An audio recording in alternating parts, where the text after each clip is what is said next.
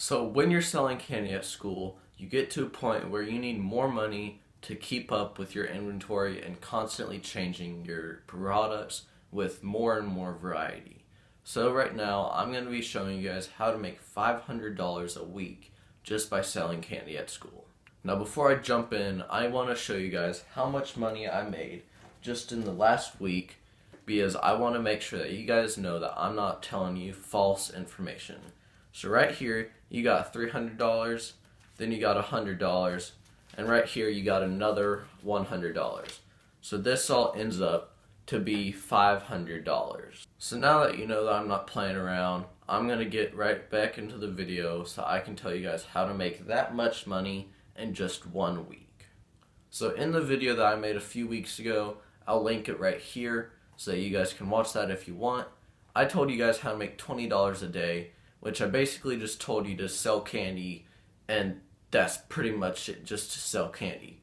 And that works if you go to a big enough school. But after a point, you kind of peak with selling candy to where you can only make $20 to $30 a day with candy. So what you need to do is branch out to other things like chips and drinks. Now you don't want to get rid of candy because some people don't want chips and drinks. Some people only want candy. So you want to make sure that you keep that, but you just want to also have your candy and chips and drinks. Now in my last video about making $20 a day, I mentioned that you need to sell what the people want, and if that's candy, chips, and drinks, that's good, but you need to get specifics. So you need to know what chips people want and what drinks people want. For my school, the kids wanted hot Cheetos and Sun Chips / Doritos. But hot Cheetos is my biggest seller, and that's where most of this money right here comes from. Also my drinks, my peers wanted Powerades and Gatorades along with Cokes.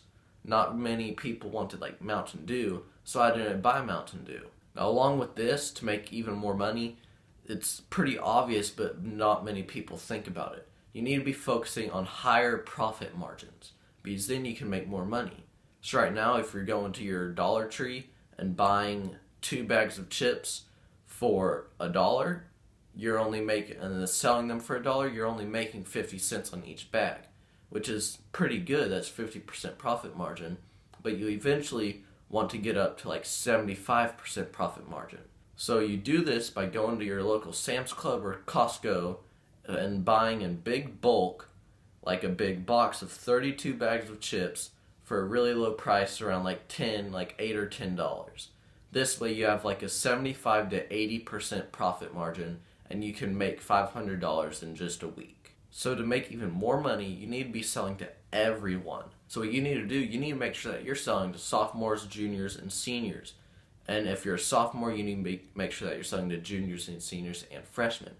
You just need to be selling to all grades so that you can get the most exposure, most sales, and the most money. Now, if you go to a private school, usually private schools are really small. So there's only like 400 kids in the whole high school. So what you want to do is you, 1, want to make sure that you're selling to all the grades like I just said, and 2, if after you're selling to all the grades, you're selling candy, chips, and drinks, everything you can, and you're still not making that $500 a week that you want to, you can also have a side hustle. A side hustle that you can do if you're not making that $500 a week that you want to is flipping things. One real quick last tip that I have for you guys, it's not candy related, it's just a good tip, is you need to have multiple sources of income. So that was pretty much the video. Thank you guys for watching. If you enjoyed it, please hit that like button, and if you want, go ahead and subscribe so that you can keep learning how to make money and many different ways on how to make money.